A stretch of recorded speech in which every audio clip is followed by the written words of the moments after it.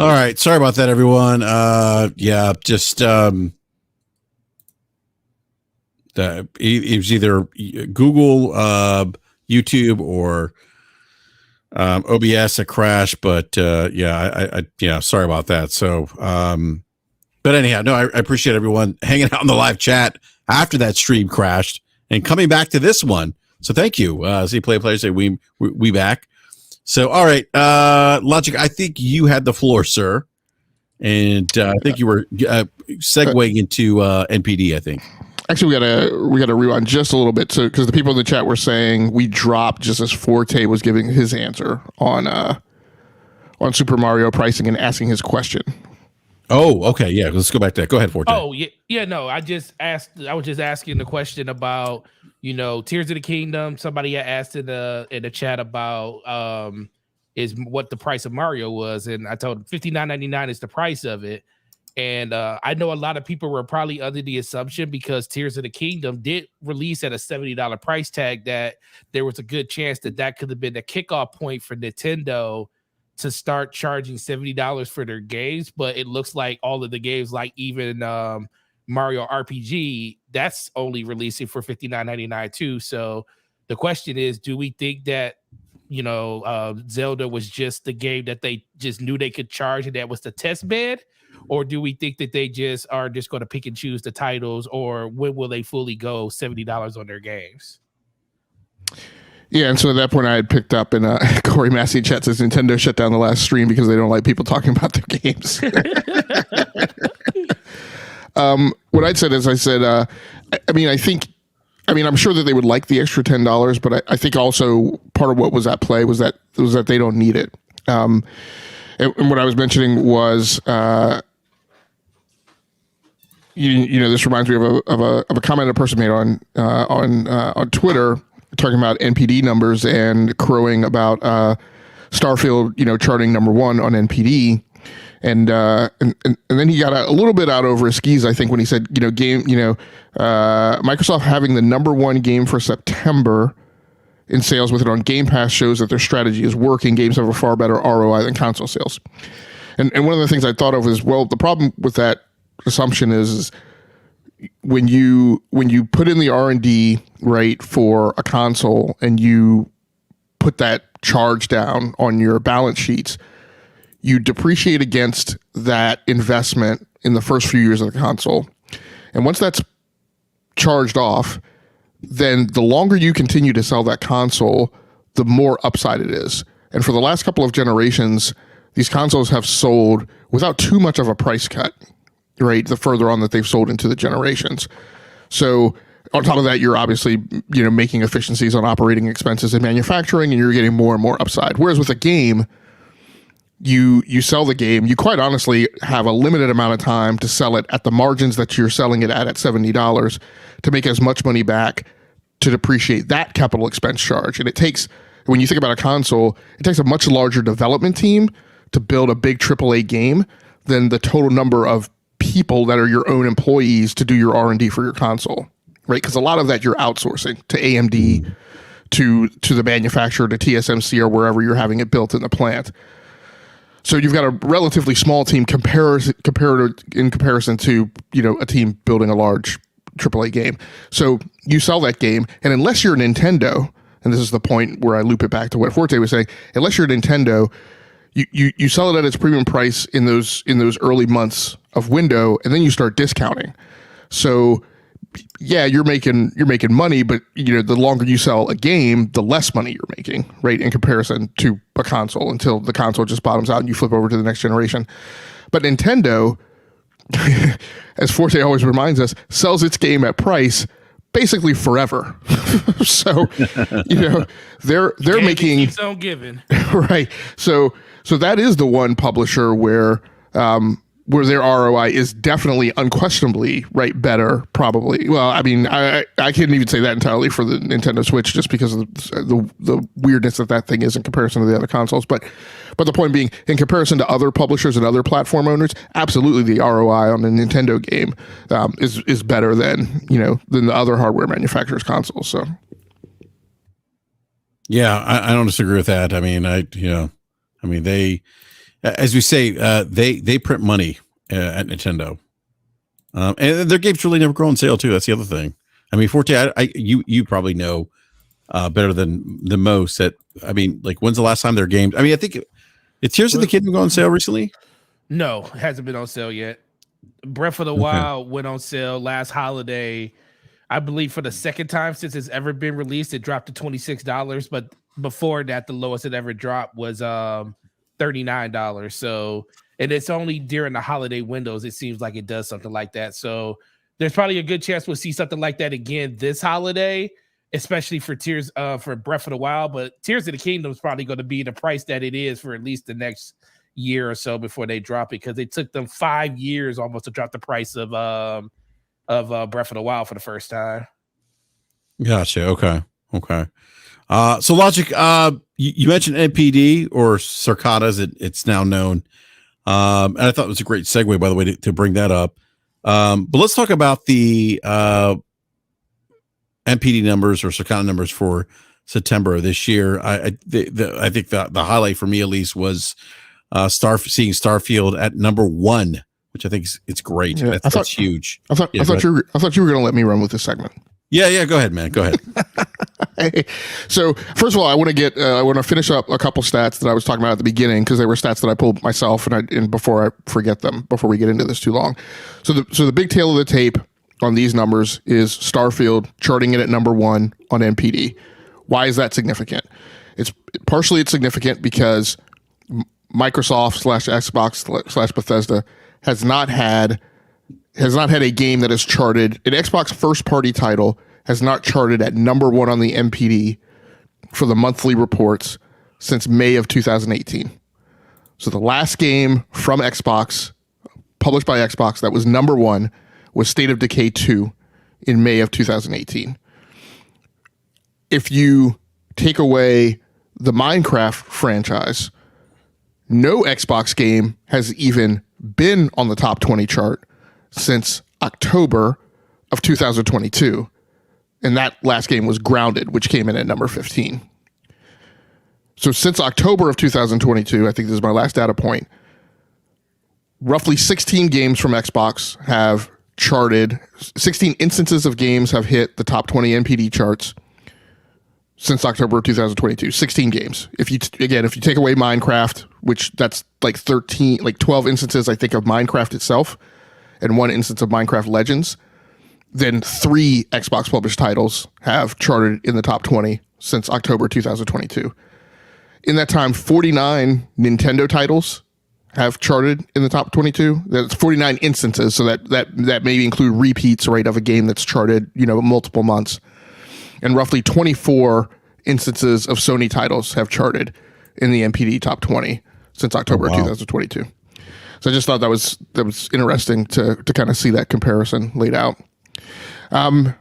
So the September numbers for this month, again, Starfield in at number 1. I'm just going to call out some ones that just kind of stuck out to me. You guys could jump in and mention anything as well. Mortal Kombat 1 charting in at number 2. That was only significant to me because I noticed while I was pulling the thread on some of the other past histories of NPD numbers, Mortal Kombat titles, Mortal Kombat 11, and I think 10 or X or whatever it was, both of those titles I think charted in at number 1 on the NPD charts over the last few years. I think 3 times they've been in at number 1. EA Sports FC 24, and this is the first nit, and I'll take a breath here after this one, that I don't want to say caused me to have lower regard for the Starfield number, but I just want to say, just in terms of statistical significance, Starfield started collecting metrics towards getting to its place on the chart on the 1st of September. EA Sports FC 24 came out the 29th of September, I think. Maybe you could say the 24th because of its early access. But I mean, basically that game had like 2 days of metrics to garner to make its way up to number 3, and this is also the first year without the FIFA license. So I thought that was pretty amazing. I mean, I know FIFA sells well every single year, but the fact that game dropped right before the reporting period ended for this chart month, and still made nearly as much hay as Starfield, I thought was significant. Any comments from you guys on kind of your feelings about Starfield and FIFA and Mortal Kombat being in at the top 3? No, sounds about right. Yeah, I don't think I was too surprised to see Starfield because I feel like this game, and it's a Bethesda game, and it's a game that's, I think, there's been a lot of excitement, a lot of eyes on this being Todd Howard's first game in 20 years. I'm not too surprised. I think we looked at the Steam numbers. Remember the Steam engagement numbers when this game released, and they were very high. I think what was it? Oh shit! I think it was the number three highest engagement. I don't know if that was just on Steam or overall. So definitely on Steam. I'll try and find those numbers from Matt. Yeah. One of the things that Matt mentioned, Matt Piscatella, with regards to the sales for Starfield that didn't really surprise me was that the lead platforms in terms of sales for Starfield was PC. I wasn't too surprised by that. Right. Let's also mention that this chart is dollars sales. So this is revenue. This is not unit sales. This is how much money did the title make is how it gets onto this chart and how the chart is ranked. Yeah. One of the other things that Matt mentioned, and he kind of gave his quick hit on the September U.S. market takes. He said people love Steam. I love Steam, by the way. People still love buying games. Lots of churn in subscriptions at the moment. But he did say Game Pass got a bump, but offset by other services declined. So I did ask Matt. I don't think I heard back from him. I was wondering whether or not the Game Pass was the Game Pass bump. We don't know how much the bump was. It could have been like 100 more subscribers or 3,000 more subscribers or 1 million more. We don't know. But I did ask him if that was a byproduct of Starfield, or do we know when they're moving people over from Xbox Live Gold into Game Pass? Has that happened already? They've already done it. Yeah. So that'll cause about an 11 million bump. So, I mean, theoretically, the Game Pass number should be at least at around 36 million. I don't know that they typically don't report those on a monthly basis. So that'll just be the aggregate number that we'll hear, when they report financials for this quarter, which should be in, I take that back. So,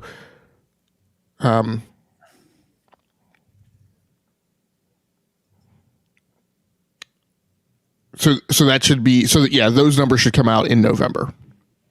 So because that would have happened the last month of this reporting quarter.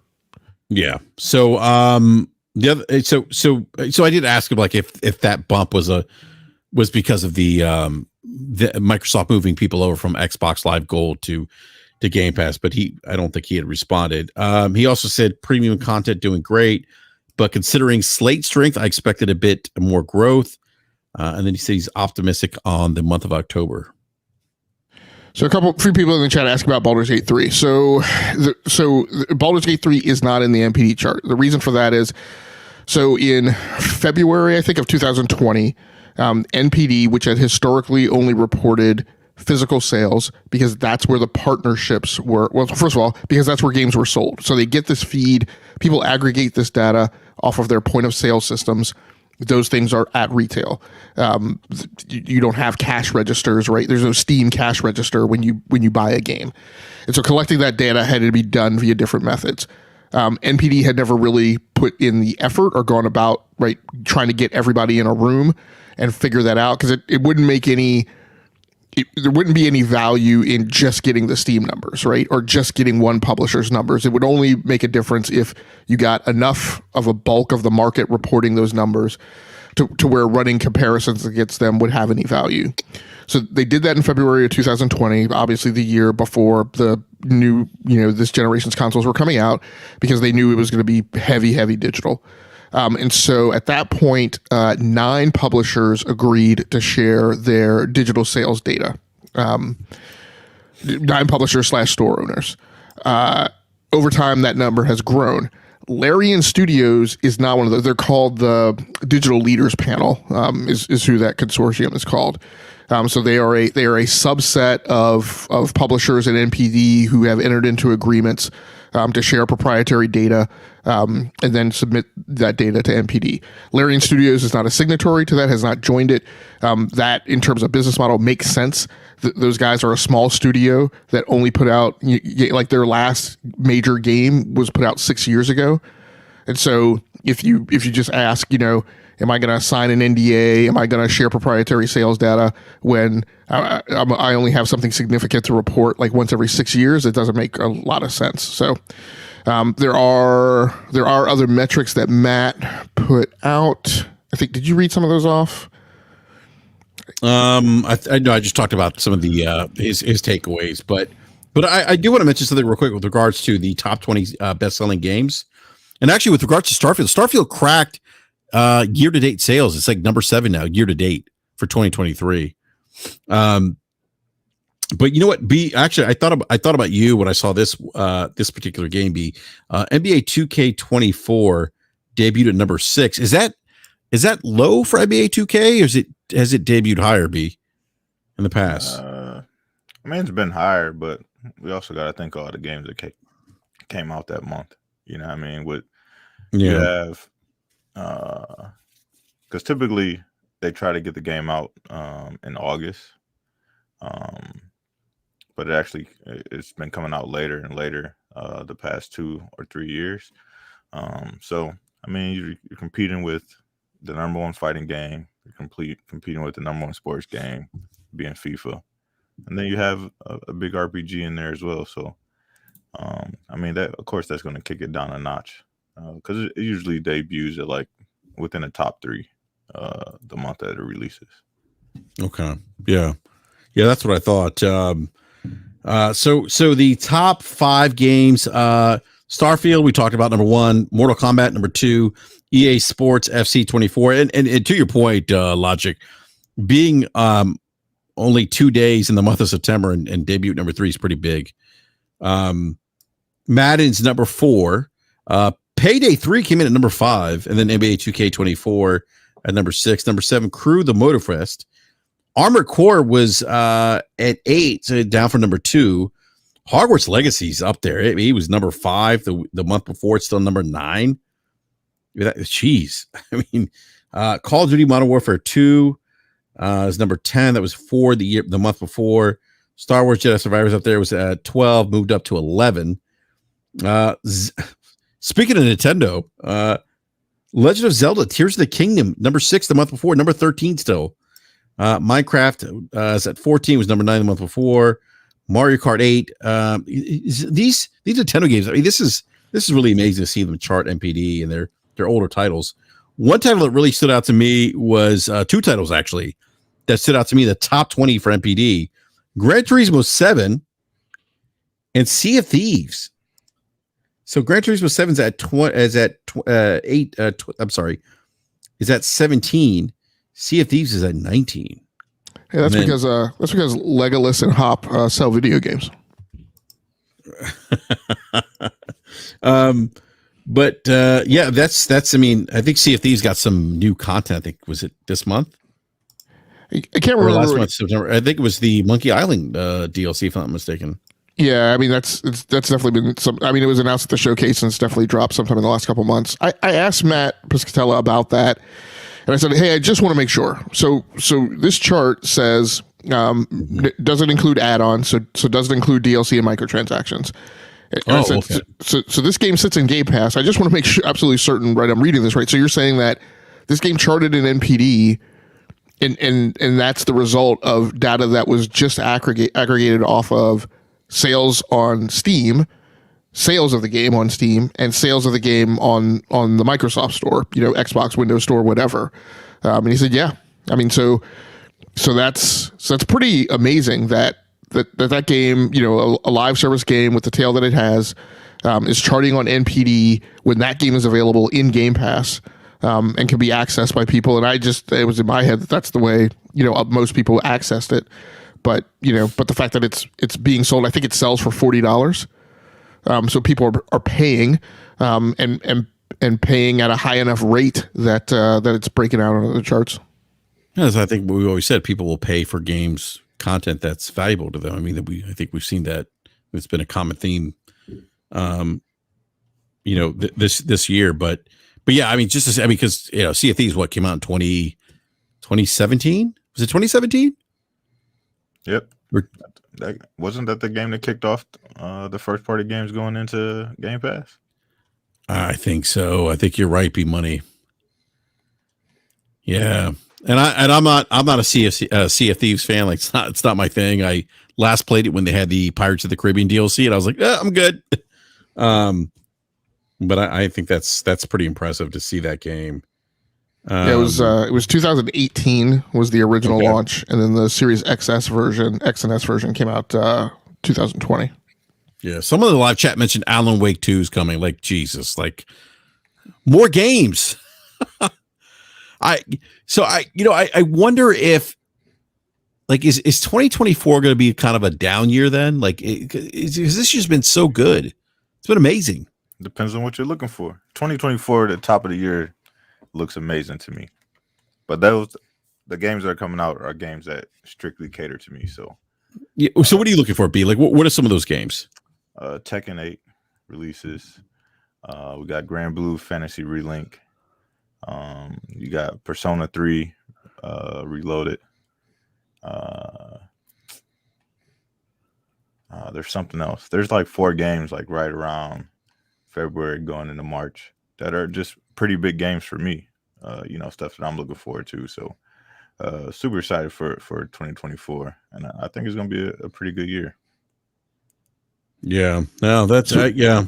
So I did find the stuff that Matt posted about Baldur's Gate 3. So for everyone asking where Baldur's Gate 3, here's a highlight from its August launch. The release of Baldur's Gate 3 helped drive 132% growth in digital premium download spending on PC, cloud, non-console VR content segment.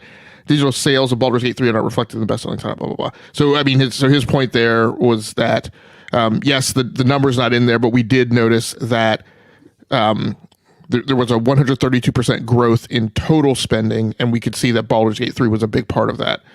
The other thing he mentioned is that their player engagement tracker for the month of September, Baldur's Gate 3 ranks second in player engagement on Steam, behind only Counter-Strike 2. Starfield was third. On PlayStation 5, Baldur's Gate 3 ranked 20th in the same metric. So again, in the month of September, the player engagement tracker, right, total number of concurrent players, right, in the game, it was second on Steam, ahead of Starfield and ahead of Counter-Strike, and 20th on PlayStation 5. So the person in chat who mentioned that I was going after Starfield and trying to not give it credit, since we want to take it in that direction, I will take it in that direction very deliberately at this point and say Baldur's Gate 3 in its second month of release had higher player engagement than the so-called game of the generation, game of the decade, Starfield in its launch month. So if you want me to drag the game through the mud, there you go. Oh, man. Yeah, I often see when people say game of the gen with Starfield, I'm like, you clearly don't play a lot of video games. But anyhow, speaking of Starfield, by the way, any other commentary on NPD or Circana for you? I do want to just as a resident panel racing driving fan, simulation fan, the Crew Motorfest charting in at number 7 was a huge surprise to me. Yeah, I was surprised to see that too. Speaking of Starfield, Bethesda head of publishing Pete Hines is retiring after 24 years. Pete Hines just announced that his time at Bethesda Softworks has come to an end. This came as a surprise to me. The initial hearing this story, him retiring, was an initial shock, but then I was kind of thinking about, I'm like, maybe it kind of makes sense considering them being acquired by Microsoft. But what do you guys think about him retiring? I mean, I know there were some people out there saying some ridiculous things, but what do you guys like? I see someone in the live chat saying Pete was fired. I don't know if he was fired. But what do you guys think about Pete Hines leaving Bethesda after 24 years?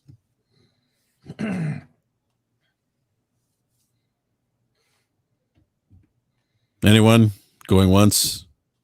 Going twice. I thought Forte was about to jump in there. I mean, yeah, I ahead, B. was clearing my throat because I was thinking about. I mean, I was like, I was about to, but then I was thinking about something else. well, yeah. No, Why do we go to B? Why do we go to no, B? no, And then, I'm good. I'm good. I'm okay. good. No, but I mean, dude, you could. A lot of people could see the frustration that was, that he had with the whole scenario by looking at looking at the emails and stuff that he leaked out, that he wasn't too thrilled with kind of the process of how everything happened with all their first party stuff going over to Xbox exclusively. Not saying that it was not saying that he would think it was a horrible idea for it to happen. I think he was just under the assumption that nothing was going to change, and then things changed. And, that's kind of what happens when you become a part of a bigger conglomerate and they don't have really any say of it. I just think he was just like, I don't want to do it anymore. You're going to be part of a bigger entity, compared to what Xbox is going to be now when it comes to with ABK being a part of the mix. It's just going to be a lot of more stuff going on. And after this point, it's like, do you really want to go down the road of doing this all over again and all the processes? And you release Starfield. Do you want to start all over again when it comes to releasing like Elder Scrolls 6, knowing that that's going to be the conversation that's going to happen next with Bethesda? So this is probably the best moment for him to get out. I mean, I'm surprised that it did happen, but 24 years in the industry, ready to move on and do some other stuff. I wish him the best when it comes to that, but I think he was really pissed off. Like, you could visibly see it in those emails that a lot of that stuff that they thought wasn't going to change did. And you can see from the message he said to the fans about, being sorry that, things happen the way they are, was out of his control. So part of it probably has something to do with the situation that Microsoft put them in.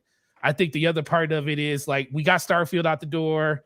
I'm tired. I don't want to go through this again when it comes to another title and have the conversation be about why is Elder Scrolls 6 exclusive to Xbox? Because that conversation is definitely going to still be there, because we haven't even heard like exactly what the subtitle of the game is, and everybody's already saying, well, it's going to be Xbox exclusive.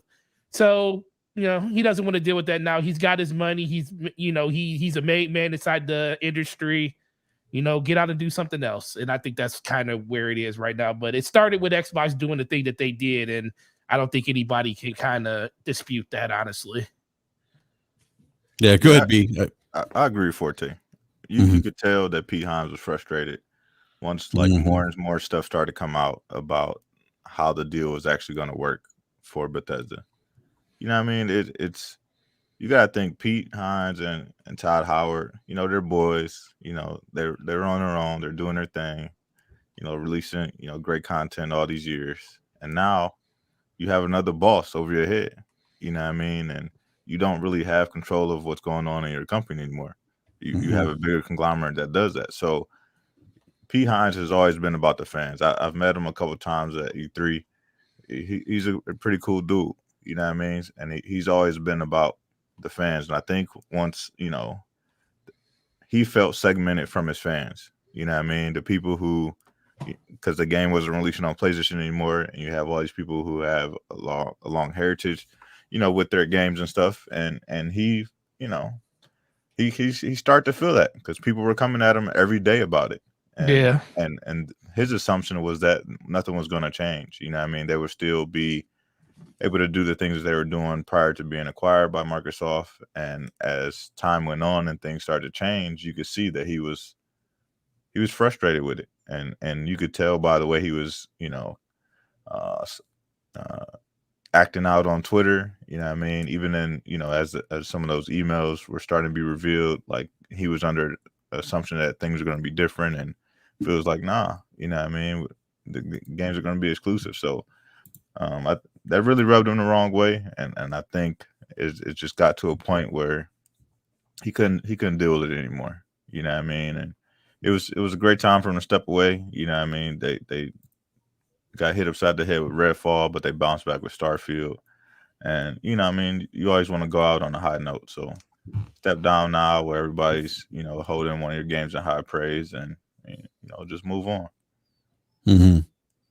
Yeah, it's interesting. The emails. One of the emails I remember, he was upset that I guess there was a lack of communication from Microsoft to, I think it was Todd Howard, who was I think at a conference, and they're like Todd wasn't aware about their games being exclusive, and he was kind of like, hey, don't you think this would be like great information to share with us? So we share with Todd, so he's not out there like being asked questions he doesn't have the answer to. Right. Yeah. So, and I think that's the biggest thing. He doesn't want to do that again with Elder Scrolls because he don't want to do it with any of his games. He doesn't want to do it with any of his games, right? Exactly. The next Doom is coming. You know what I mean? Their whole lineup of everything they have going on at Bethesda is now going to be exclusive. So he doesn't want to deal with that. You know what I mean? He doesn't want to deal with all the stuff they have coming down the line over the next X amount of years. Everybody's like, yo, is this coming to PlayStation? Is this coming to PlayStation? Because they have been releasing the legacy product on PlayStation. Like they released the old Dooms, they released that Quake 2 remaster or whatever. So like I guess they've kind of been sticking to what they said, where some of the legacy content is gonna come there. But I mean, none of the new stuff is, and you don't want to deal with that every day. Yeah. So I'm gonna enter into the court a different perspective. I mean, I personally feel like and this is this is just, like I said, alternative perspective, not throwing shade at any of the theories that anybody else has. The one email that we saw, for me personally, from my perspective, if I had seen 8, 9, 10, 12 emails expressing that frustration with the other executive leadership, I would take that as a stronger signal of that dynamic going on. I'm seeing one instance of an email like that. Executives get upset, right, when about decisions that are made that they don't agree with. They fight about it. They argue about it. They get snarky about it. They fire their shots across the bow, right, and then they go on about their business very, very frequently. I personally think the more corroborating evidence is that he retweeted something about Redfall on the 27th of April. Redfall came out on the 2nd of May. He didn't tweet a thing until May 26th or 27th. So the entire time that the Redfall debacle was going on and the cat was being let out of the bag and everybody was realizing how bad it was, he went radio silent. He had a handful of retweets. I don't think that was just by happenstance. I think he one of two things: he either got a gag order, or he was pissed off about how it was being handled, and at that point he was sullen, right, and was like, F this, like, whatever. So I think he was, if he wasn't asked to leave, I think he did hit his pinnacle of frustration at that point and was like, I'm out. One thing I will definitely say, without question, when an executive of his level leaves the company, that decision he didn't just submit his 2 weeks notice. That has been on the table for months, that he was going to leave. Succession planning would have been figured out, and those discussions would have been had, and the transition and handing over the reins would have been discussed. So at some point, not too long after the Redfall release, at some point in the summer, probably early summer, that discussion was being had that he wasn't sticking around. Yeah, I'm sure that probably happened, especially after Phil was kind of throwing Bethesda and his team under the bus. You know what I mean? Like, oh, well, we didn't know what was going on with this game, but we were hands-on with Starfield. It's like, nah, bruh. Don't try to throw us under the bus. And I'm sure that frustrated him. Like, yo, you supposed to be the leader of this whole conglomerate, and you literally throwing my team under the bus. So, yeah, I'm sure he probably was pissed off about that. Yeah, no, I mean, and logic and people, those are great points. And I think that, him I didn't even think about the radio silence thing. Game Logic, you brought that up. I know we talked about it off air, but yeah, I didn't even think about that. Like he had always been pretty active, in terms of his communication. But you're right. He went radio silence, and Phil took over. Phil did the whole thing on, was it Kind of Funny? I always forget. Kind of Funny. Yeah, he did the interview on Kind of Funny. Whatever their Xbox game podcast is. Yeah. So yeah, no, and he kind of took. You didn't hear anything from Pete. Like Pete, even after the acquisition, was kind of, I guess the figurehead, if you will, at Bethesda. So, B, is it true they threw the best parties at E3? That's what I've heard. They did, man. Great parties. Bethesda always had great parties. I love Bethesda parties.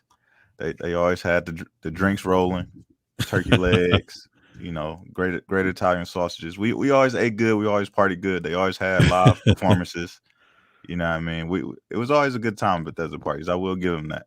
And they were always secluded, like in a hangar or something.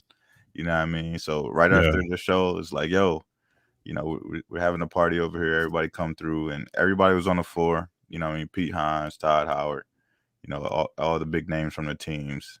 Always spoke to the gamers. Always took pictures. Never had a problem with none of their parties. Always a good time.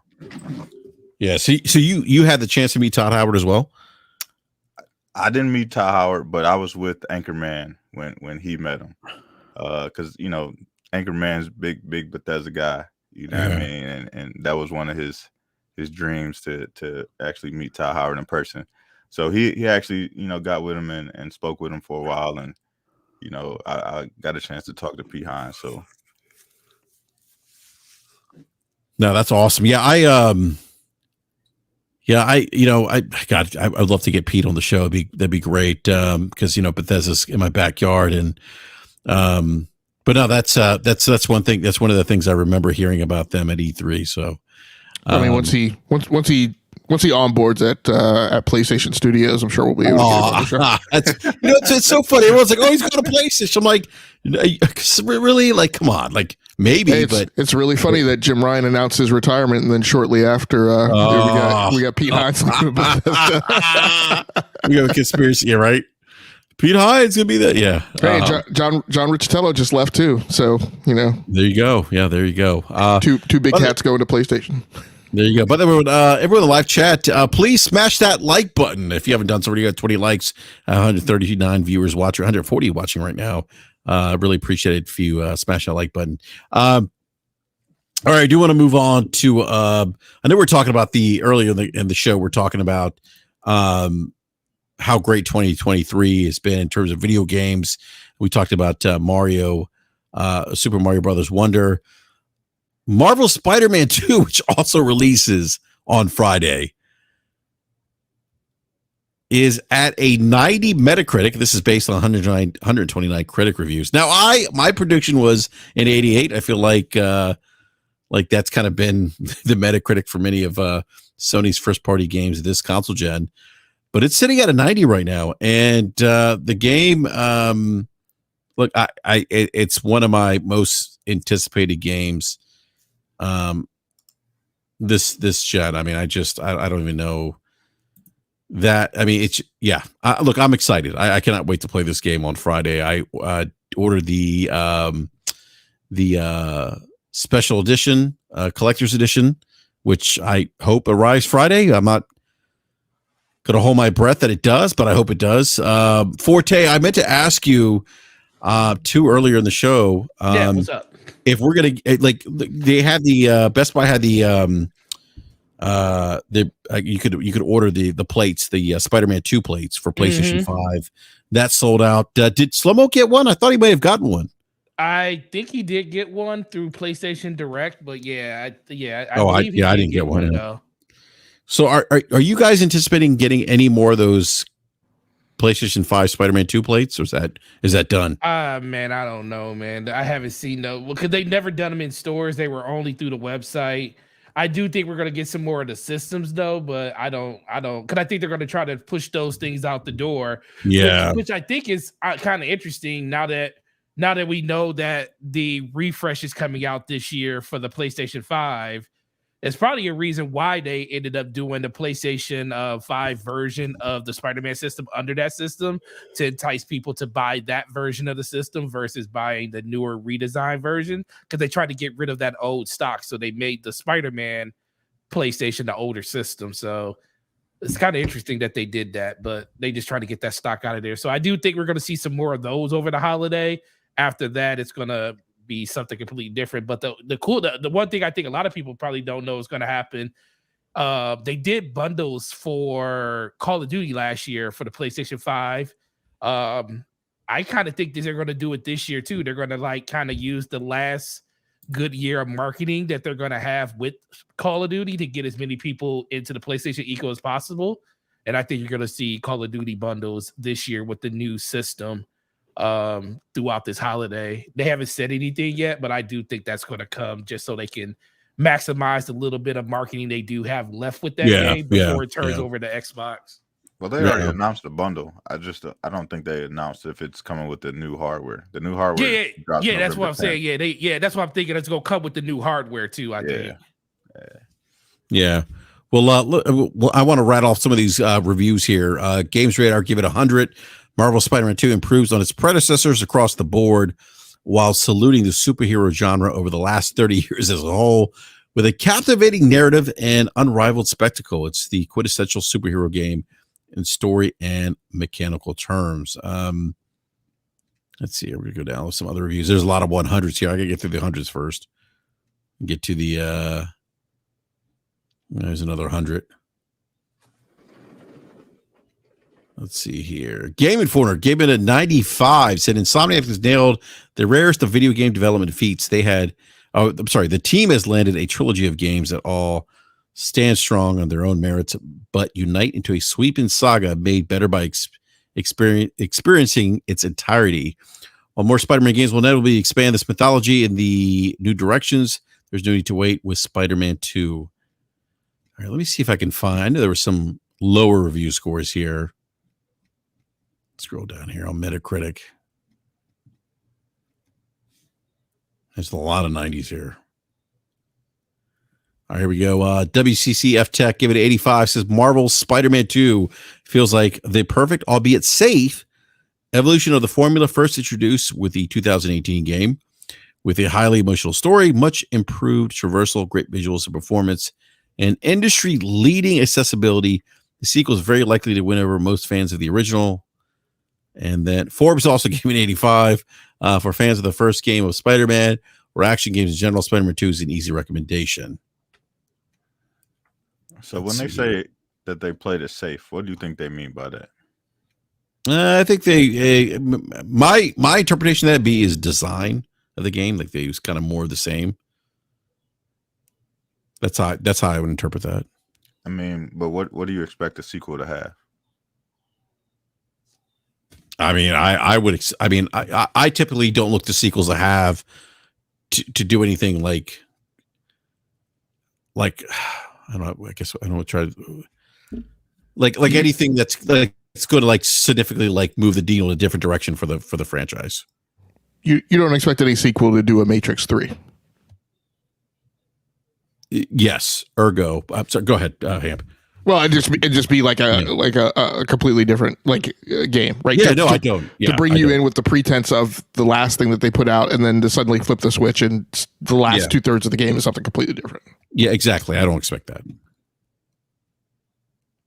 Yeah, so that's why, like when you read like some of these reviews and like the statements that they put in them, I don't understand it. Like they played it safe. Yeah, it's a fucking sequel. What did you expect Spider-Man to play like? They're gonna use the same setting that where's he going? Is he going to space? Is he going to Japan? Like I don't understand like what people are talking about. Yeah. I mean the map in New York City is expanded now. We've seen that. This version you're playing as Miles Morales and Peter Parker. They introduced the symbiote. There's new characters now. So, yeah, I don't disagree with you, B. I read some of that. I was like, well, like as I think of sequels, to your point, Logic, I just don't see sequels doing anything to kind of reinvent the wheel per se from sequels that I've played in the past. Spider-Man Revolutions. This is the third Matrix movie. Spider-Man Revolution. No, I just don't. I mean, like I've seen improve. Like The Witcher 3 is definitely improving over Witcher 2. Like that, definitely that. But I don't. That's not typically what I And I don't. I guess it's been such a long time since I played The Witcher 2. It's improved because the controls are better. But really, if you play The Witcher, well, that's a great point. It's just as great of a game as Witcher 3 is. It didn't get that high regard. You know what I mean? Because it's rated high on PC. You know what I mean? Like, it didn't get that because it wasn't on all the consoles. It was only on Xbox 360. So like, and there's very few people who played it on Xbox 360 because the controls were trash. If it had modern controls, it would have that same regard, in my opinion, because it was a great game. You know what I mean? Like, they didn't change much. The same characters. You know what I mean? The same type of story. A really great story. It was just that the controls are trash. They were PC controls because they mainly made that game on PC. So the combat was terrible though in Witcher 2. The hitboxes were awful. The combat was terrible in Witcher 3. Yeah. Well, I mean, B, I'm a huge Witcher 3 fan. No, I mean, I am too. That was that's my favorite RPG. Yeah, no, I don't disagree. Like you're not, if you're looking for like visceral combat and deep combat, like that's not The Witcher 3. No, I get that, right. But it was an improvement over The Witcher 2. But you're right. But the other elements of The Witcher 3 or Witcher 2 were still there in The Witcher 3. Right. Yeah. Yeah, no, I don't disagree with that. I will say this though. I think, and I don't Logic, you brought this point up. I think you mentioned, I don't know if it was last week's BRAP, you mentioned you thought there might be a dip in console sales for PlayStation 5. Is that, I don't want to misquote you here. Yeah, I said that the $50 price increase on the PlayStation 5 digital might create a slight negative bump in overall console sales. Not anything to knock them off their perch or anything of that nature, but just to put a little bit of a chilling effect, right, on cause people to say, I don't know if I want that. Yeah, but I only bring that up because I mentioned last week I didn't agree with that. I thought that, and I think that with the reviews of Spider-Man 2 and it's Spider-Man 2, it's one of the largest intellectual properties, most recognized intellectual properties globally. I think this game is going to do numbers. And I don't know, Forte, if you could. I made my comment before reviews came out. Let's keep it a buck. But come on, Logic. But it's Spider-Man. It's Insomniac. It's Spider-Man, but it's Spider-Man that is statistically breaking out from its previous review scores. Right, previous review scores were in the high 80s. Right, this thing is in the low 90s now. Right, because like I've always said, the Miles Morales story in this current age and generation is a better story than Peter Parker. So you put him in the main game now instead of making him DLC, and you see what happens. Yeah. I will say this though, Insomniac are just, we look at the body work they've done this console generation. I think, in my opinion, I think they're the most important and probably have had the most impact of any first party studio this generation.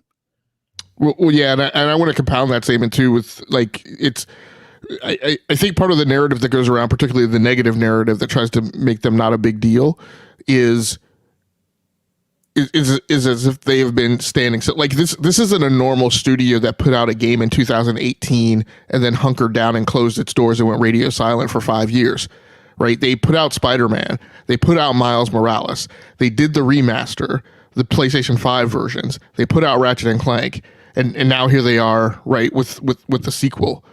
So that's very impressive, right, in that short period of time. They released a game every year this generation. Has it been every year, B? Really? Every year. I didn't even think about that. Wow. And Sony bought them for what, 250 million? Yeah. Jeez. What a, oh my goodness. Yeah, Sony made out well with that acquisition at 250. And now they're working on Wolverine, which I'm excited for the Wolverine game. And it's, I would think, like to believe that game's probably going to be good too, given their body work around the Spider-Man franchise.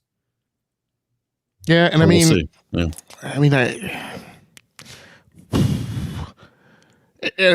again, when we talk on this show and we talk about, here's the scorecard, right? And here's how we're articulating the performance of a company, right? That's the type of things that we point to. That's quantifiable, observable performance data, right? On a company and how they're doing, and on a dev studio and how they're doing, versus another studio that struggles to get a game out, that then gets that game out and that game lacks polish.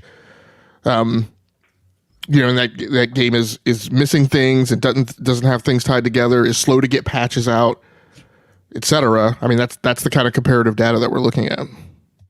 Yeah, that's a great point. And one of the things about this game, talking about performance, like Digital Foundry said the game performs very well, and it sounds like there's some feature sets there that unlockable feature sets that maybe hint at a future PlayStation 5 Pro. So that's gonna be interesting. In regards to the Wolverine game, how violent do you think they're going to make it? Because they said the game is going to be mature rated. I would hope that it's true to the comics. I would hope. Because but we'll see. This will be their first time making like a super violent game. So are they gonna maximize everything that they do well, or is it gonna be, something very mild? You know what I mean? Like all the other games are, even Resistance. I'm trying to think like how crazy Resistance was. Yeah, I don't remember too much. I don't think it was as. Yeah, it wasn't like it wasn't like super violent, like Last of Us. Yeah.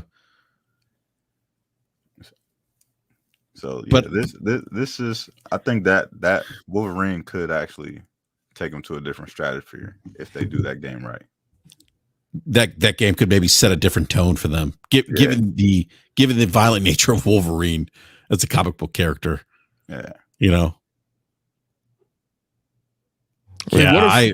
what if Wolverine be? I'm sure whether this is a reasonable expectation or true or not. What if Wolverine is a smaller title? Yeah, well, I've been saying that for the longest. People don't want to agree with me because they say they said it's going to be a full game, But they what do you mean by small title though? Like they classify Miles Morales as a full game. They didn't say that was DLC. They said Miles Morales was a full game. So if Wolverine comes out to be on the same scale as Miles Morales, I'm not going to say I ain't tell you so, but I did tell y'all that. So what I mean by that is, smaller title, smaller scale, smaller dev team, not as much investment, right? And gives you that surface area in that room to do something ultra violent, right? Because now if I'm not putting that much money into it, now I'm not concerned about, right, making the game M rated and potentially not achieving the same number of sales and yada yada yada, right? Right. That's an interesting perspective, yeah. Because I was going to say that, like, do they forego the M rating for sales? Because again, I mean, M rating, if it's violent, you're going to miss out on, a group of gamers that won't be able to buy that title. Well, the other reason I say that is because, right, I mean, although Marvel is hands off, they are still in. Right, they still get a vote and they still get a voice and they still stick their noses in and check on it, and that's why I say, the MCU approach is for things to be PG-13 to get the widest sales, right? But they do let things happen like Deadpool, in other things where they tacitly give their oversight of their IP. They say, "Yea, verily, go forward and make it ultra violent," right? When they're not as risk exposed. Yeah, the other thing I'm really curious to see how they pull off the combat and what the pacing of the game is going to be like. There was another Wolverine game. I think Activision may have published it back during the 360 generation. I think. Yeah. That was actually the best Wolverine game. Yeah, and it wasn't bad, but it was very much like I think it was based on the. Was it based on the movies? B. Yeah, it was. I feel like yeah. I thought okay. I thought it was because I remember like playing in like the scene where like you get out of the tank or whatever, and you're just kind of like just bodying people and stuff. Wolverine Origins. Thank you, Swagbag. Yeah. But I'm just curious to see how they pull this off, in terms of the combat and because Spider-Man's obviously open world. You're able to traverse. Swinging from building to building. Wolverine's obviously be a little more grounded. I'm just curious to see how they're going to, I guess, pull that off. Right. So, Forte, any thoughts on Wolverine as you play Battlefront or Battlefield? As I play Battlefield, actually, no, I'm not even playing Battlefield. I might be sitting in the menus from earlier today. Oh, okay, got you. That's the one I'm looking forward to the most. We know nothing about what they're going to do with the game, but due to the quality that they put behind Spider-Man, it just makes you super excited for what they could do with it. The question is, when are we going to see this game at this point? It's like, I'm thinking 2025. Do you see this gen, Forte? Earliest. Say what? You think we see this gen? You think we see this gen? Yeah, we'll see it. I think we'll see it towards the end of the gen. I think it will be just like how PlayStation normally does. It's like they have this really, really high quality game that comes out right at the very end of the generation to lead you into the next one. I think it's a really good strategy because it gets confidence in people thinking about the PlayStation platform, saying that, hey, we're going to get games throughout the generation. So just because we got this super high quality game, we're still going to release it on the PS5. I just think they're going to double dip it and make it come out on the PS5. I mean, the PS6 or whatever the next system is, probably like a year or 6 months after the fact, they'll do another version of the game where they bring everything up and make it compatible with the PS6 with all its features and stuff. But I think it's going to be a 2025, maybe 2026 game at the latest. But I do think it's coming this generation. So, B, you think we're going to see it next year? Oh, we're seeing this game next year for sure. Like we're going to see more footage, or it's going to be released next year? We're going to see more footage of the game. I think they initially wanted to release it next year because they want to stick with the same cadence. I don't think it's going to make it next year though. Okay. I think it'll probably be a spring 2025 game, but I will wait to be surprised. I wouldn't be shocked if they announce the game, if we see the game at the Game Awards, and then they start rolling the game out to be released next year. Yeah. I'm just saying. Yeah. Okay. All right. We'll see. All right, gentlemen, I do want to move on to the last topic of the evening. Phil Spencer was on the original Xbox podcast this week. And a couple of bullet points, a couple of things came out of that podcast as he was discussing the ABK deal. He said he did confirm that no ABK games on Game Pass until next year, 2024. He said the goal is 100% parity for Call of Duty, no exclusive skins or DLC for Xbox.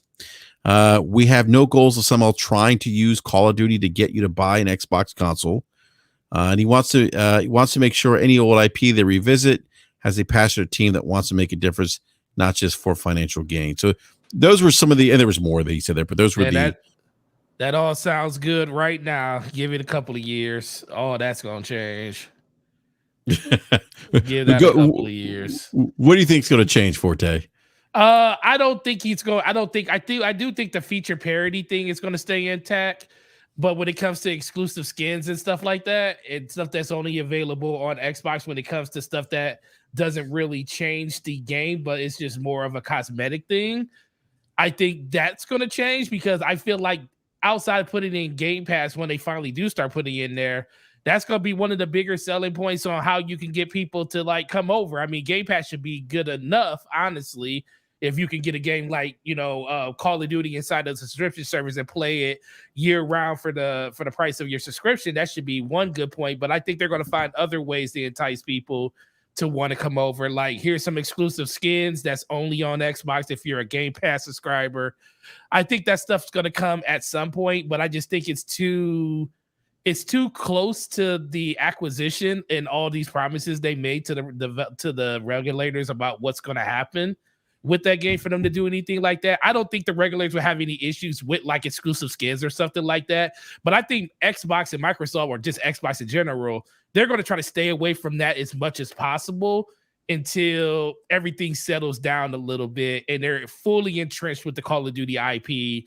Then you're going to start seeing exclusive stuff like skins and stuff like that. But I don't think anything game related when it comes to like features or anything like betas, like you'll get early access to a beta if you're an Xbox Game Pass exclusive member or something.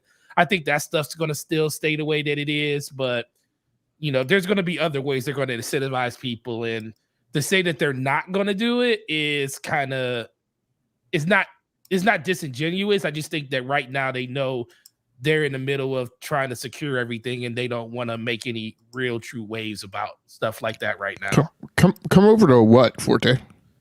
Huh? Come over to what? What you mean? Where you're saying that's the incentive that they're going to have for people to come over. Come over to what?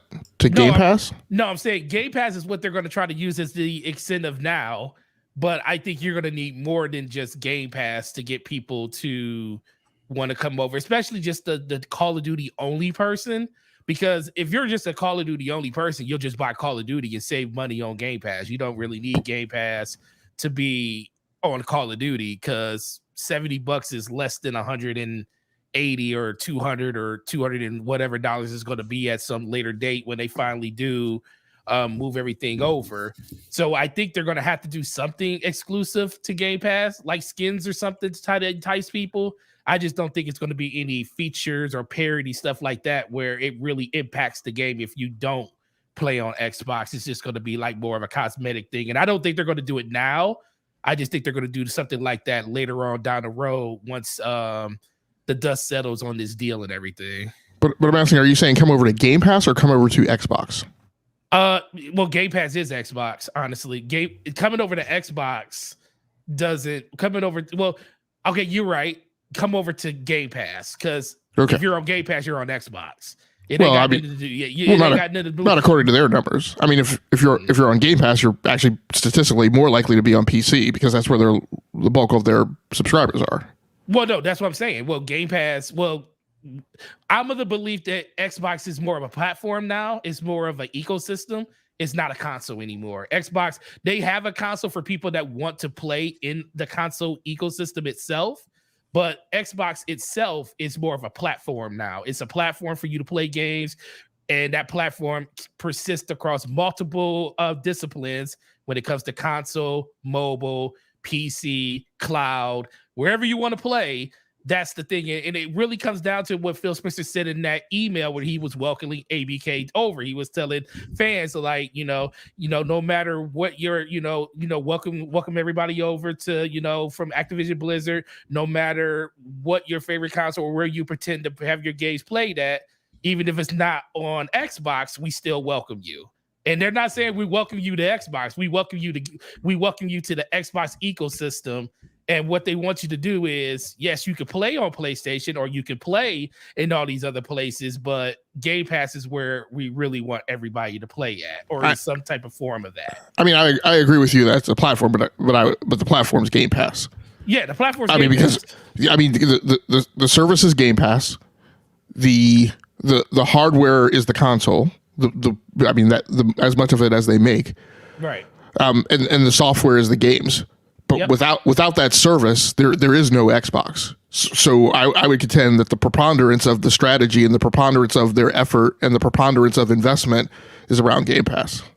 Well, do you think that they're gonna? Okay, so how do you feel about what he said when it comes to we're not gonna do it? Because all the things he said they're not gonna do are the things that you would do to entice people to come over to that service to get the best version of Call of Duty.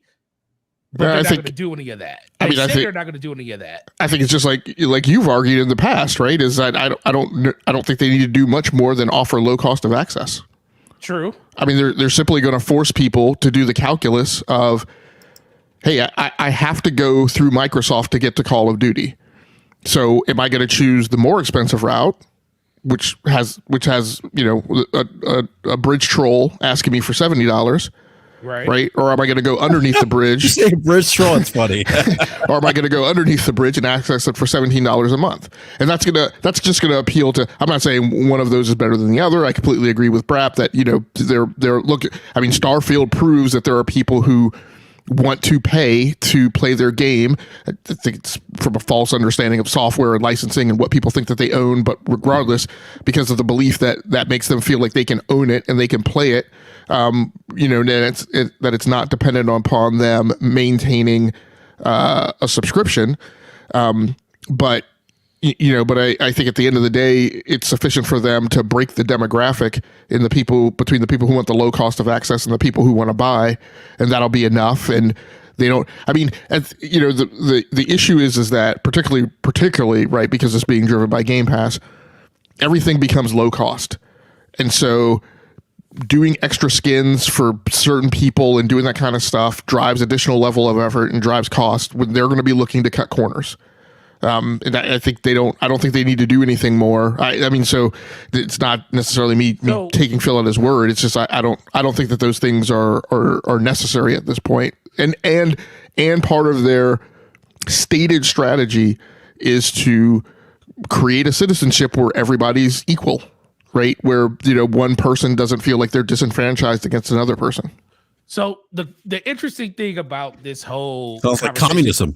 The interesting thing about this whole conversation, really, because I do agree with you 100%. They don't have to do anything because Game Pass itself, the value proposition is it just got stronger with, Call of Duty, especially when they can start adding it into the service as a day and date thing whenever that decides to happen. Now, the one thing that's real interesting about it in general is what's going to happen is I feel like you're going to see the people, because like I said, if you're just a Call of Duty player, Game Pass isn't really the thing that you really need to subscribe to because you're saving money by just buying Call of Duty. Now, what happens is I think there's a lot of people that buy Call of Duty because they have to buy Call of Duty, but they're also the ones that play Call of Duty for like 3-4 months and then they're off of it. They get their kick through the holiday. They usually play it all the way through October, like November, December, maybe through January, and then they're off to something else. They might go back and play some NBA or some Madden and stuff like that. I think Game Pass is really enticing to people like that because you are getting a value by only paying the $50 a month. And if you're not a person that plays Call of Duty, 365 days a year, then I can see Game Pass being an option where you're like, oh, I can definitely jump into this service because I can pay for the service whenever I want to play Call of Duty. And I have access to it for that whole entire 30 months for whatever price point, you decide to jump in at, especially if you're on Game Pass Ultimate, which you'll probably need to have just for the multiplayer to play, the basic version of Call of Duty. So they have a lot of different avenues that they can, really, really entice people to jump in. It's just interesting to see how many people are going to take up on that offer due to the people that's going to go out and just buy the game like they did with Starfield. Well, I think whether they want to and whether they like it or not, I personally think there's not a ton of interest in them trying to shake up, disrupt, quite frankly, to even draw attention to the fact that Microsoft's name is on the box, right? Right. For the PlayStation user base, because all those metrics you just mentioned don't describe the PlayStation user base who plays COD. We saw from the hearing and the trials that people who play COD on PlayStation are part of a demographic that plays either only COD or plays crap tons of COD. Great. So, plays COD and very little else. So I think, whether they like it or not, at least for the time being, at least for the duration of that 10-year deal, since that became the metric that they, gathered around, I think what they want those people to do is they want those people to continue playing that game, to continue spending their money the same way that they always have. And unless they see, right, that demographic changing on its own, I think their plan is to just leave that alone, right, until it's time to flex a muscle that is a much bigger groundswell. Yeah, you're right. I agree with that 100%. Yeah, I think one of the things that really, other great points, Logic and Forte. I think one of the things that kind of really, I'm sorry, B Money, I meant to go to you real quick. Did you have any thoughts on Phil's comments on the ABK deal? Nah, man. You just got to take whatever Phil says at face value. You know what I mean? No. He's been moving and shaking a little too crazy the last couple of years. So it kind of is what it is. But I agree with Logic. You know what I mean? I don't think they're really trying to come in and change the dynamic of how people interact with that game. You know what I mean? You'll get people to jump over to Game Pass if they find that beneficial, but I think most people are just going to buy the game, similar to what they did with Starfield, and that's how it's going to continue to go, you know, until things start to change on that end. Once that 10-year deal is over and they either, you know, pull the game from the platform or renegotiate, you know, how long it's going to be there, I think that's when, you know, the dynamic will change. Otherwise, I think people will just, you know, keep doing what they've been doing every other year and just continue to buy the game on the platform of their choice. And, you know, the people who are on Xbox, you know, get to take advantage of that value. So if you're already in Game Pass, that becomes a value to you because you're already paying for that subscription and you were buying the game. And now that's one less, you know, purchase you have to make, you know, per year. But I think people who aren't invested in that will continue to buy the game the same way that they have been. Yeah, no, that's a great point, B. And I think that, you know, either way, whether they get you in Game Pass or they don't, they're still making money off of you. Right. Whether you buy the game, you know, for $70 or you do the Game Pass thing, they're still making money either way. And you're still going through them. I think which is what Logic had mentioned earlier.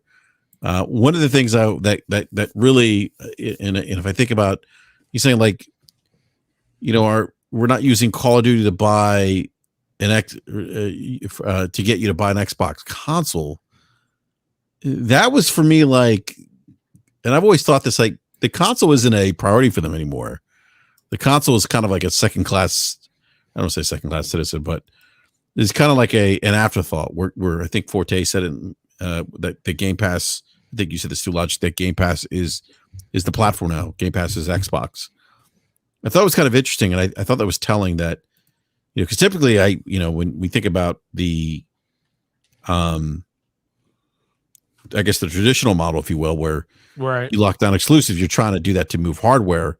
He's saying the opposite. He's like, no, we have no goals of trying to use Call of Duty for you to buy an Xbox console. That's telling. And the other thing too is 100% parity, no exclusive skins or DLC. So even that is like you would think that if they're going to leverage Call of Duty to drive Game Pass subscribers, at least in the short term, and that could change. I think it would change, but I could be wrong.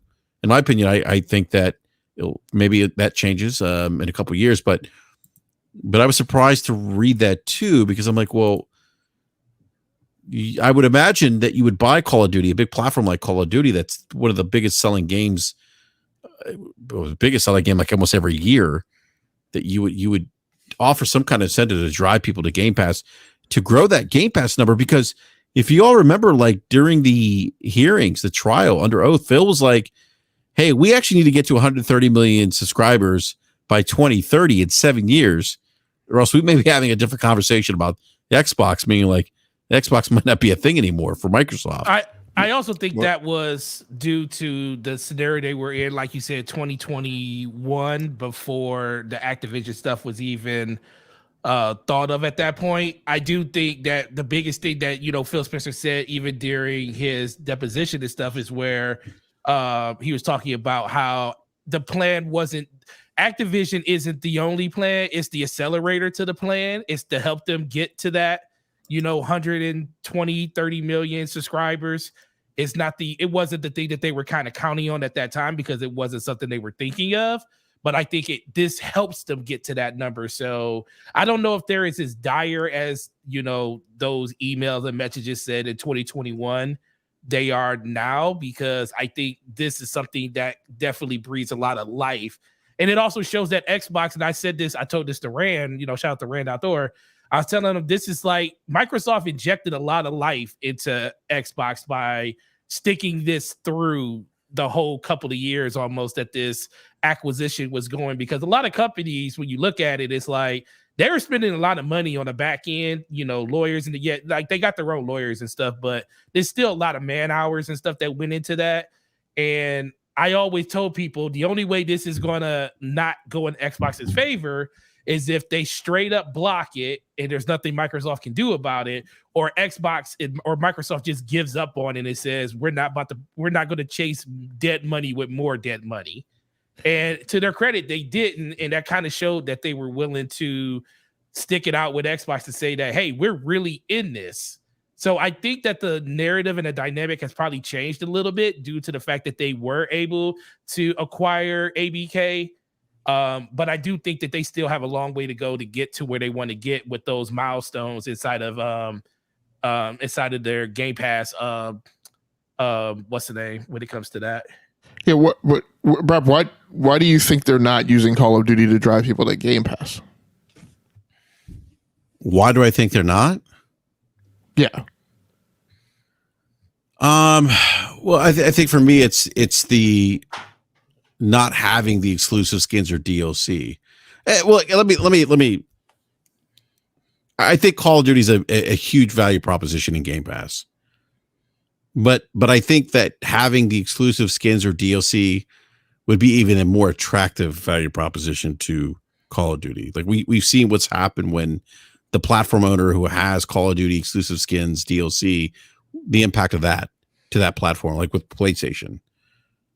I just feel that dynamic plays out more and better when you're a third party publisher and you're not trying to drive a service.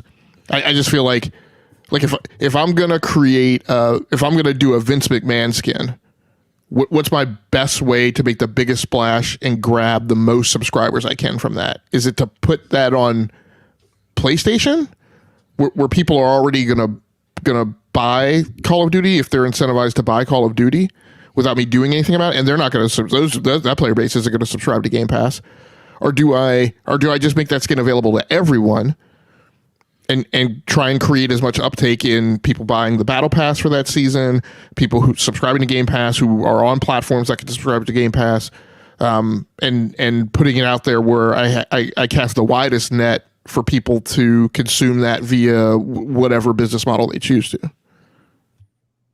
I think what you just mentioned, spread it around everywhere. I think, and I was kind of thinking about what you were saying earlier, Logic. I think the third party publisher, I think that's the direction they're heading. Yeah, I mean the console wars are over. There is no. I don't think there's any. I think there's no Microsoft waved that white flag. Yeah, like, they've lost. They've lost. That war is over. I mean, that console reflects somewhere between 8 and 12.5% of the console player base, and so there isn't a lot. There's no juice in that squeeze. Like, why do anything why invest any money in a direction that takes away from your other business plays in an effort to raise up the console that is that small of the market. So I just think that their real play and their real interest is, whatever they're going to do to make it as widely available as possible. That's where they are. And they had to pick a strategy and now they have to commit to it. So, I mean, I think they're going to do the things that they need to do to drive people to Game Pass where they can. But I think Call of Duty as a product, as a singular product, has to do a certain thing, and that's to be available everywhere it can be, with the content everywhere that it can be. I noticed, Phil, Phil's really good about saying things that he can always retreat to. That will obviously, nothing that I said, in a particular topic was ever meant in perpetuity.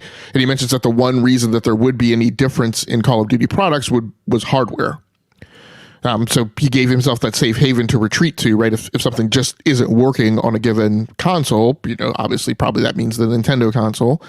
Then that's a reason, right, for them to not do a thing. But as far as content goes, which for Call of Duty has always been, largely, maps, levels, events, LTEs, LTMs that have been particular to one console. He's saying that that's going to be at parity. the thing that's going to be super interesting about that and how they're going to make this machine go, and this is hyper specific to Call of Duty, if that's going to actually be the intention, they are going to have to hire more developers. You aren't going to be able to pull off a limited time event or a limited time mode that used to only be on PlayStation that's now suddenly going to be on every single platform. And all the DevOps, all the SRE, all of just the operation side of that, maintaining and keeping that up when that stuff is going to have to sit right in disparate places, not just, localized and centralized in one huge Azure hive mind, right? And then you're going to distribute it on the cloud. That's going to take more people, unless you're planning on cutting quality and cutting corners, right? I can't believe you just used SRE. I was like, no, it's just funny because I worked on an SRE role recently. I'm sorry, go ahead, man. I just went off. Yeah, go ahead. Yeah. So I mean, hopefully that's theoretically what they're going to do, but I just think this with this particular play, they've got to stay the course, which is doing everything for one as they do for everyone. Yeah. That's an interesting point. Yeah. Let me grab the super chat here real quick. Anonymous Boss with the, if I would say $5 super chat. Hello everyone. How many copies do you think Spider-Man 2 will sell first month? I can only imagine Wolverine will hit multi-millions. I'm going to say Spider-Man 2 is going to sell a lot of copies, and I'll just leave it at that. Yeah, a lot of copies. A lot. Didn't God of War did like 5 million in like the first week? I don't remember. So they did some crazy numbers. I think Spider-Man could surpass that. I think so too. I mean, I think that game's going to move big numbers. I think for Sony during the holiday season because it's Spider-Man. Yeah. So God of War Ragnarok numbers were in the first 10 weeks after release. God of War Ragnarok sold just north of 11 million units. Okay, I think it's going to sell more than that. Yeah. It wouldn't surprise. Yeah, you said 11 million units in how long? 11 million units in the first 10 weeks. 5.1 million units after its first week. Yeah, 10 million in 10 weeks. I thought it was like 5 million in the first week. Yeah, 11 million in 10 weeks. Just north of 11 million in 10 weeks. 5.1 million units in its first week. And that's God of War? Jesus. That's God of War Ragnarok. I'm going to go out on a limb and say I'm relatively comfortable that just pre-orders for Spider-Man are already north of 5.1 million. I wouldn't disagree with that. I think this game does 11 million in the first month. By the way, I mean just right market dynamics and consumer dynamics. That game, especially because it's the holiday season. But yeah, go ahead. Well, and earlier in the holiday season, right? That game Ragnarok was out in November. Does anyone remember its specific release date? November 9th. November 9th. Yeah, November 9th. So as you slide into that month, people are starting to reserve cash, right? What directions they're putting it, right? You're getting closer to Christmas. You got to travel for Thanksgiving. Things start getting a little more fist tight, right? We're in October. People are just a skosh more loose, right, in consumer spending. So, but I think, I think it's going to do. I mean, it's going to do. It's definitely going to do north of 5.1 million units in the first week. Oh, yeah, I think so too. Oh, by the way, inflation down, right? Things in the U.S. kind of looking a little better than they were last year. So I've heard inflation's up still, but that's another conversation. Yeah. Yeah, no, I don't disagree. I mean, speaking of inflation, the U.S. economy has been pretty resilient. I mean, consumer spending in light of inflation has been pretty resilient for the most part this year. But I think this game's going to sell gangbusters. I mean, Forte. I mean, like in terms of pre-orders, Forte. Like, do you know where the pre-orders how they compare to God of War Ragnarok from what you've seen? See, the thing about God of War was it pre-ordered really well. But I also think it's going to be kind of hard to do with this one because most people probably are going to buy Spider-Man digitally. I think you're going to see a lot more sales of it at retail over the holiday, just due to the fact that it's like Logic just said, it's coming out it's going to get its first run now. It's going to get a bigger push during the holidays. So it's going to sell really, really well over that period. Pre-orders are decent. I think pre-orders were higher for God of War than Spider-Man at this point, due to the fact that it was closer to when the PS5 came out. A lot of people were still looking forward to newer games that were coming out in the system, where now people have the system. I just think the game's going to sell more at sale instead of people pre-ordering. But I do think the pre-orders as a whole, like everywhere, is probably higher than God of War. I just in my area, I can only speak to my area, God of War was significantly higher in our area. Yeah, shout out to somebody in the chat who swag back and points out Spider-Man is too hot right now. The animated films were excellent, but I don't know why he's saying, but the game's oof, whatever. The point is what that tipped me off was to remind myself that also remember Across the Spider-Verse is dropping on streaming on October 31st. So yeah. Spider-Man is just on the brain right now. And I think that's going to drive a huge number of sales. Yeah. I agree with that. Yeah. Yeah, no, that's a great point. I think this game's going to sell gangbusters. I think you would agree with that, B. It's going to sell pretty well. Hell yeah. Hell yeah. Exactly. All right. So, well, look, gentlemen, that is it for topics this evening. I want to thank everyone in the live chat for joining us. And so sorry about the technical difficulties earlier from the original stream that died somehow. That I don't know what happened. It was probably a YouTube thing, maybe OBS, but I'm going to blame YouTube. But please do me a favor, hit that like button if you haven't done so already. Helps out the channel. Appreciate it. And if you're new to the channel, considering subscribing and hitting that bell notification so you're alerted when you go live. Oh yeah, by the way, I am going to do a Spider-Man 2 giveaway, and I meant because we had the last stream crap out. I meant to think of a trivia question, so I don't know in the panel if you guys have a trivia question in mind, but I can't think of any at the top of my head right now. Spider-Man related.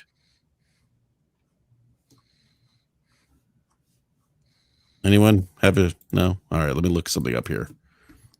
I think of a good Spider-Man question.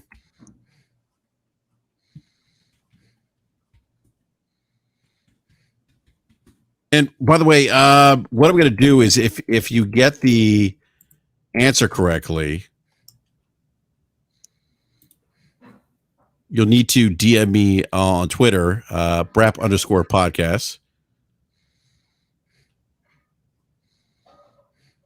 All right, give me a second here. God, I can't think of any good Spider-Man like trivia questions. Let's see here. Corey Massey, are you talking about the original black suit out of Secret Wars, or are you talking about something else? Just want to clarify which black suit debut you're talking about. Hold on, let's see here. I've got one coming up here. Hold on.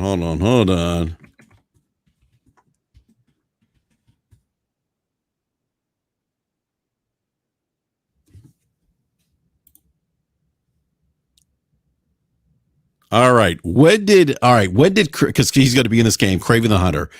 So here's a trivia question. Again, you're going to have to DM me on Twitter. And what I'll do is I'll send you a PlayStation 5 digital gift card. I think it's probably easier to do that than gifting the actual game. But so here's a trivia question. Whoever gets it right will get the gift card to buy Spider-Man 2. All right. When did Kraven the Hunter first appear in Spider-Man? Say the Amazing Spider-Man.